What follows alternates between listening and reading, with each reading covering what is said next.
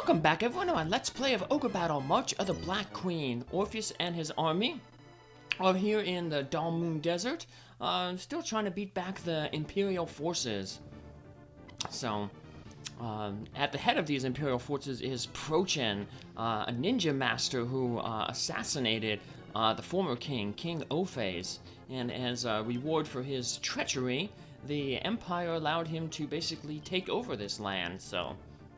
He's a bad guy who obviously wants to curry favor with the Empire, so that's why it's very important that, we finish him off and take care of the Imperial forces in this area, because we learned that Gazolfri is hiding out somewhere in this desert. Gazolfri is one of the descendants of the 12 mages who helped turn the tide of battle for humanity against the ogres back in the Ogre battle. So we don't know if Gazolfri has the power that his ancestors had, but in most of these sci-fi, fantasy type stories, great power is kind of hereditary. It passes down through the lines. I think of Star Wars and Luke Skywalker, in Return of the Jedi, when he tells Leia that she's his sister. He basically says, and she's like, Luke, you have a power that I can never have, that I don't understand. He's like, no, you're wrong, Leia. You have that power too. The Force is strong in my family. My father had it, I had it, my sister has it. So, the power is strong in the Skywalker line. And then we saw that in the sequel trilogies that Disney put out, where Leia's son, Ben Solo, Kylo Ren, he's also a Force user. So knowing that, maybe the power is passed on to him, and we know that from Galf back in Antalgiel that Rashidi is apparently trying to restart the Ogre battle. We don't know why he wants to do that, but you can imagine that he probably wants to restart it to let the ogres win it this time. So he probably would want to get rid of, anybody who could, stem the tide for humanity again. So that would probably, include getting rid of those, any descendants of the 12 mages who helped, defeat the ogres the first time. The 3 High Knights, you saw that what he did with them, he charmed them all and brought them under his side. So, yeah, we can probably guess that Prochin and the Imperial forces are also looking for Gazolfri, so better go find him out, or find him where he's hiding. So, well, this Bancraft unit here getting a lot of action, just like in the last episode, or the Shield map, not the last episode, but the last map, where we recruited Fogel. But that just goes, I guess, to show how, powerful this unit is. So, the Tiamat's doing a lot of damage with the hit-all attack.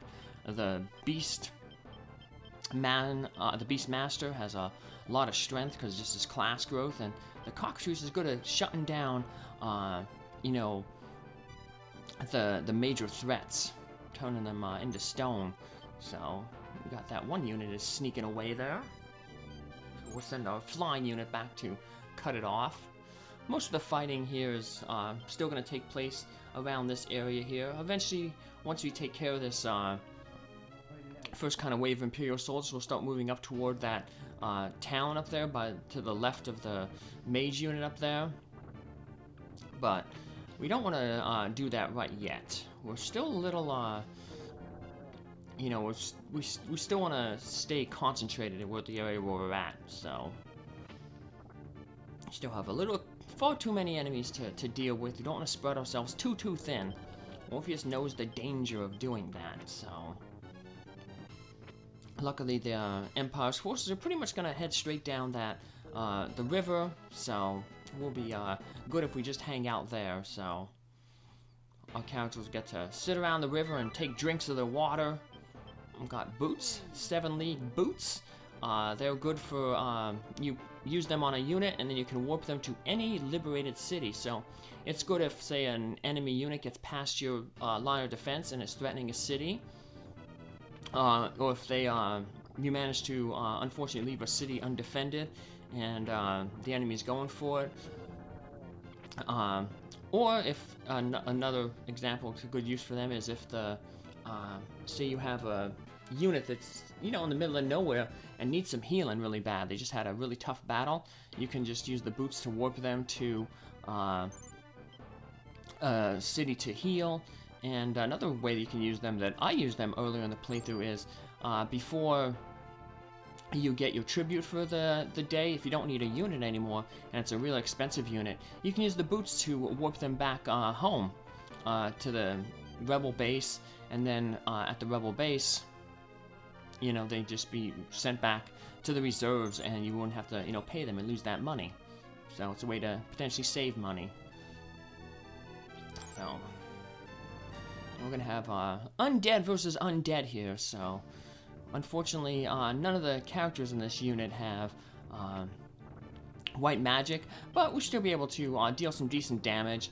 The Phantom there in the back row, he can target characters who uses spells from the back row, and then we should get some good damage from the Hit All Nixies attack there. So we have the Phantom in the back row. We have the Kraken in the front row, even though that means he'll take damage. But he's more effective in the front row, and he don't take too much damage from most things. So yeah, we could probably throw the Phantom up in the front row so that nothing physical can hurt us. But the Phantom, like I said, is much better in the back row. If you want front row undead, the Wraiths are a little bit better. The advanced skeletons, because they have a better strength growth, and they have 3 attacks from the front row. The Phantom also has 3 attacks from the front row, but they're more an intelligence build, so they'll do more damage with their spells. So that's one way to throw them in the back there.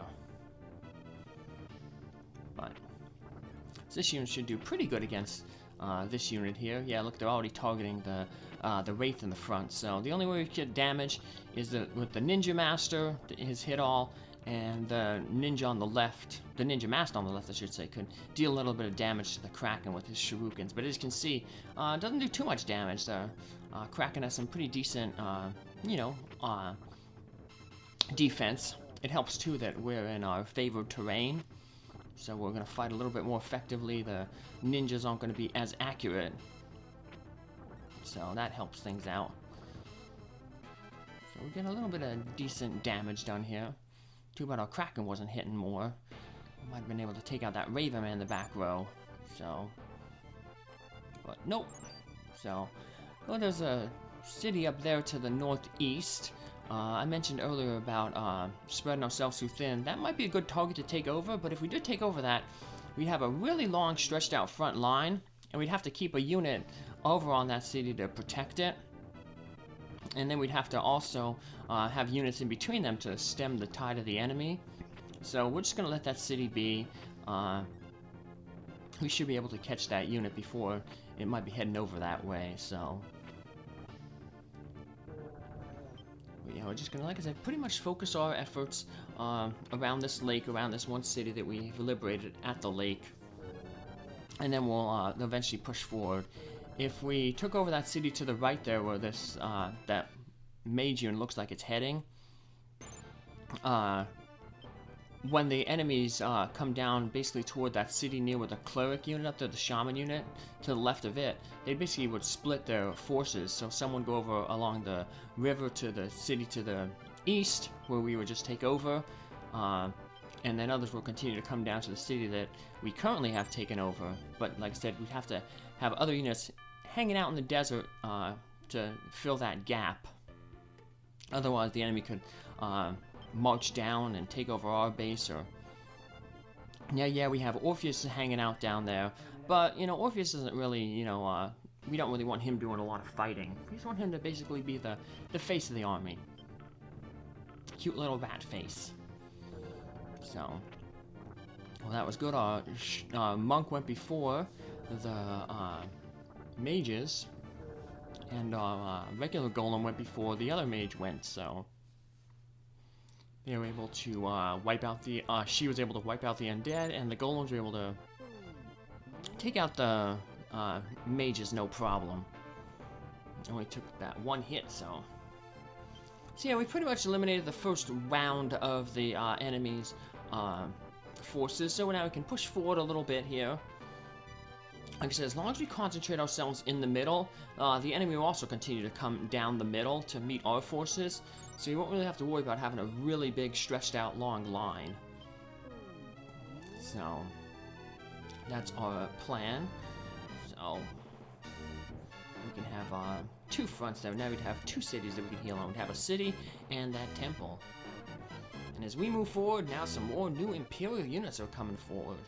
Including that one deadly Samurai Master one. 3 Samurai Masters on the back row. That's a tough unit to deal with. The Samurais, of course, the Masters have the Inanuki, the physical attack, deals a lot of damage. They can target anyone with that, including characters in the back row.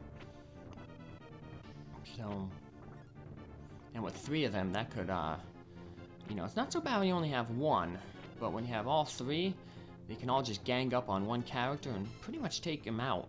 So, it's a very careful unit when you consider fighting it. That's a good place to use tarot cards like your Lover card to put all the characters to sleep, or to put all the characters, potentially charm all your characters. The Hierophant card, which puts all characters to sleep, or if you have additional strength cards, using them to increase the defense of your characters.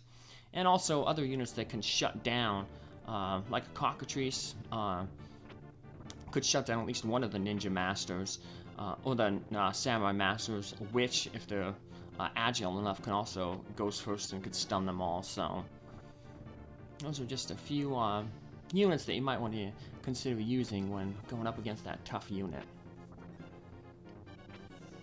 So, see our Witch is doing some pretty good things there, stunning some characters. We've stunned everybody there. The only bad thing about the way this unit is comprised is sometimes the Witch the Witch usually goes before the Doll Master, and the Doll Master there sometimes wakes up everybody who's been stunned by the Witch. Surprisingly, the Doll Master is doing some pretty good damage, even though he can't. The only spell he can cast is that Acid, which is physical based. So, unlike the mages, sorcerers, liches, he can't change between weaknesses like fire, ice, physical, or black. Yeah, because that's the only one they can't do white magic. But the other elements they can all do. Thunder, that's the other one I missed. So speaking of elements, we see that acid attack, physical acid attack that the Tiamat's using from the back row. Oh, not the Tiamat, the undead, the zombie dragon. That's one of the reasons why some people think that the zombie dragon, even though it's technically a tier above the Tiamat, is maybe a worse choice, because it trades that hit all evil ring attack that the Tiamat has for a single target physical attack. So that was nice there. Cockatrice showing his worth by turning the leader into stone, so now she can't heal her allies. And then dealing some. Yeah, the zombie dragon though is kind of tough to take out. Even our Beastmaster ain't doing a lot of damage, and probably take no damage or next to no damage from the evil ring attack. Just checking. Ooh, sending out some more high flyers. So just also looking at the units. We gotta be careful about who our own undead, who they're fighting.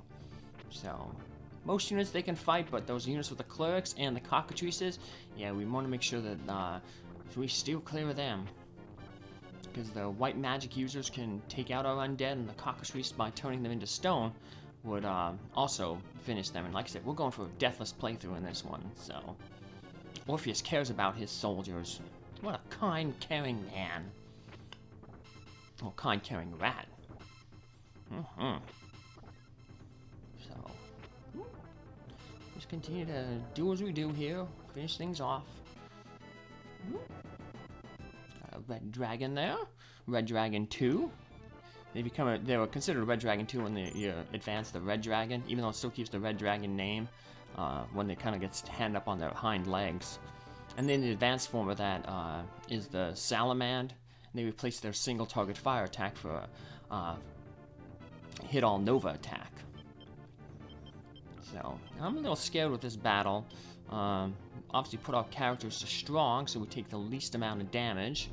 And we might as well use the Lover's card here. I'm afraid that all those Samurai Masters may gang up on a monk leader there, so Lover card did a good job.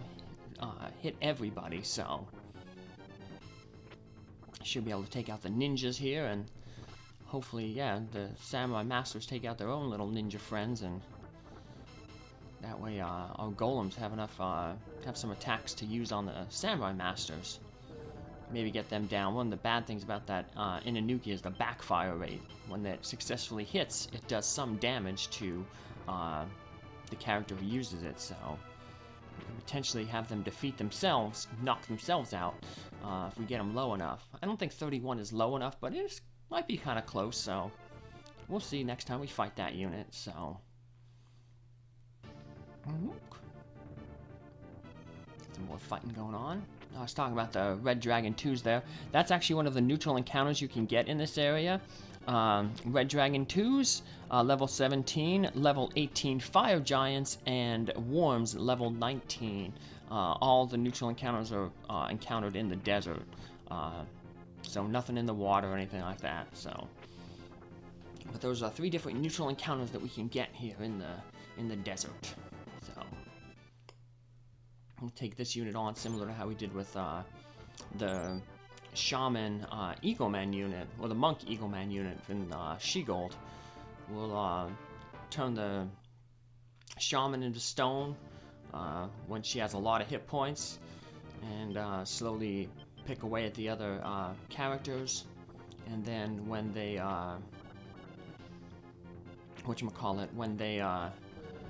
when one more stone would take care of the Shaman, then we'll just focus our attacks on another character and let the Shaman heal herself up, and then just slowly whittle away the unit like that. Woohoo! Remember, the leader tends to be higher level than a majority of the time. Usually the only time that the leader is not the highest level character in a unit is when, there might be undead in the unit. So, the leader would have done the most damage out of that thing. So that's why I stoned the leader with the cockatrice first. So, good. So usually, like I said, leader's usually a good tactic to set it on with your cockatrice. So unless another character is more dangerous. So, but everyone here is pretty equally dangerous, I guess. So actually, that unit isn't all that much dangerous. So like I said, it's a weird unit because it has a ninja as its leader, and as I said in the last episode, ninjas can't normally be leaders. If you have a ninja in your army, you cannot set it to be a leader. So, weird, interesting things. So, speaking of weird, I was talking about Star Wars earlier, and that was actually my first movie memory, was Return of the Jedi. I remember, don't remember much about the movie, but I remember the Ewoks. I don't remember anything like, the big action scene at the beginning where Luke rescues Han from the clutches of Jabba the Hutt, the big battle in the desert, like this battle in the desert over the Sarlacc. Thankfully, there's no Sarlaccs here for our characters to fall in. But yeah, don't remember any of that stuff, any of the, going to the moon of Endor, but I do remember the Ewok village. The scene where Luke floats C-3PO around, and the Ewoks think that he's a deity, because he's all gold, and then his magic that Luke uses with the Force to make them appear they can fly, convinces them to, join the rebel cause, and so, yeah, a lot of people criticize that movie because it's more kid-friendly, I guess, than the others because of the inclusion of the Ewoks, but like I said, I guess it worked because those are the few things that I remember as a kid. I remember I had the Ewok Playhouse as a kid, the indoor set. So I still have the Ewok series on VHS. That was a TV series, a kind of a spin-off. In '85, there was two Saturday morning cartoon series. They had 2 seasons of it. I also have the sister series of that one, the Droids, on VHS. Droids was kind of like the adventures of C-3PO and R2 before they got, they found their way into the rebellion. Although I guess that's now like not considered canon anymore, because when Disney went out and bought Lucasfilms and all the rights to Star Wars, much of the stuff that previous came out, like books and all, were all deemed non-canon. So we kind of saw from the prequel trilogies, which is still considered canon. Pretty much R2-D2 and C-3PO were always with the rebellion. Right at the end of Revenge of the Sith, they were always they were already in the employ of Captain Antilles, who ran that Corellian Corvette that we saw at the beginning of Star Wars: A New Hope. So yeah, most of that stuff was probably written out of canon. I don't know. I haven't been following the canon. I kind of gave up on Star Wars a little bit, even though it's a big thing of mine when I was a little kid. Loved it. Got all the books. Thrawn trilogy. My cousin Mark got me into that. And then I loved it so much I started picking up the other ones. The Jedi Academy trilogy. I pretty much had all the Legacy Star Wars books. That's what they're considered now. Star Wars Legacy. But most of them I all end up selling them just because, moving around the country, through the army. I didn't want to carry a bunch of stuff with me, so I kept a few. I have the original trilogy. I have The Adventures of Han Solo and The Adventures of Lando Calrissian. So, their own little trilogies. But, some other Star Wars toys I'm thinking of, I remember my mom got rid of all of them. She told me and my brother one time, she was like, if you don't pick up your Star Wars toys, I'm going to throw them all out. Of course, we didn't believe her, and she ended up getting rid of them. We woke up the next morning, and all our Star Wars toys were gone. I don't know if she actually threw them out, but she never had them anymore. She might have gave them to, I know she did with some of her other older toys. She had some friends, who, were a little lower income. And so sometimes she would give some of our toys to them to play with. So, but that was cool because I remember she had one friend, Bessie, and she had some grandchildren, and so she gave some of the toys to her family. And when we went to visit Bessie, we saw our old toys there, so we got to play with them again in a sense, while with her kids and the grandkids. So, little Bessie, she got me, I still have the Bible that she got me when I was 12 years old. So, not long before she passed away from cancer. So, back then cancer was a terrible, terrible thing. So,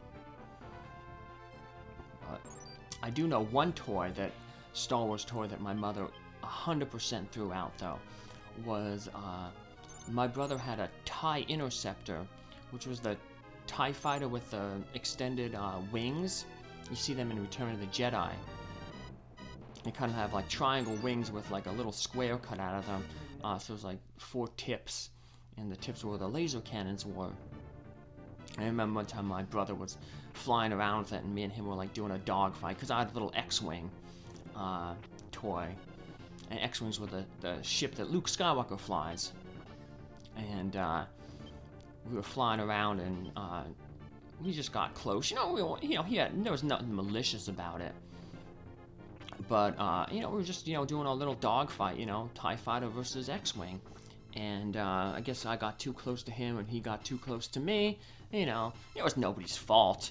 But I remember the little TIE Fighter thing poked me in the eye. And of course I was a little kid, so I started crying and making a big deal out of it. And I was like, get rid of that toy, So I remember she did get that toy and threw it out. But I used to take my X-Wing, and we had a stationary tub downstairs. It's a big tub. It's not a tub, but it's a sink. But they call it a stationary tub because it's almost like half the size of a tub. You can bathe the baby in it and stuff like that. My dad, my mom used it to clean pots. My dad used it to clean up when he did stuff with the coal, because we had a coal furnace being up in Pennsylvania. And I used to fill it with water and suds and soap like that, and then I would use that as my Dagobah. I'd put the X-Wing in the water, half submerged in the water, then pull out my Luke and Yoda figure and play Dagobah. That was the little swamp. The stationary tub was my Dagobah swamp. Dagobah, that big swamp planet that Luke visits Yoda on in Empire Strikes Back. So, my little swamp there. Yeah, my dad had I joke now, my dad works harder in retirement than he does when he worked, because when he worked at a plastic factory, and he basically ran a machine. He'd set the machine up for a run, and then, we'd have to change blades and stuff on the machine, but, for the most part, it was, a machine operation. He just ran the machine ran, and then he'd have to start the machine when the product was done and unload it, but for the most part, it was, machine automated. So it wasn't that hard, but now, that he's retired, he helps my uncle deliver coal. Still run up in Pennsylvania, still big heavy coal industry. All the stuff is run by coal, and he goes around in the dump truck with my uncle and delivering coal. I used to go with my dad when I was a kid sometimes to get coal. Up to the Reading Anthracite, we get rice coal. That's what it was called, I remember, because it sounded like food. Rice coal. From the Reading Anthracite building. That was the first day I went to school. I remember my dad took me in the dump truck because he was going to take a trip to go to Reading Anthracite too. It wasn't that far from our house, maybe about 5 miles or so. So he was going to drop me off at school, my first day at preschool. And I felt like I was the king of the world because I was going to school in a dump truck. And you're a little 4-year-old kid, trucks are the coolest things ever. I mean, you have Tonka trucks, you Matchbox. I wasn't really big into Matchbox. I had Micro Machines, but still, you're well, I'm going to school in a dump truck. I just thought all the kids would be jealous. They thought, oh man, dad's so cool. He drives a dump truck, But didn't happen that way. But I still remember thinking that, wow, this is so cool. I'm going to school in a dump truck. So, big red dump truck. I haven't seen my uncle in a while, because I haven't been up to see my parents in 5 years. Just with the rats that I have, my mother's kind of scared of them. And so, but I plan on going up this year, if Pops, passes away. Anyway, yeah, I doubt he has that red dump truck anymore. It'd be so old. Can't be 38, 40 some years old, so yeah. But I know he has 2 dump trucks now, my dad tells me. So sometimes my dad takes one, sometimes my uncle takes one.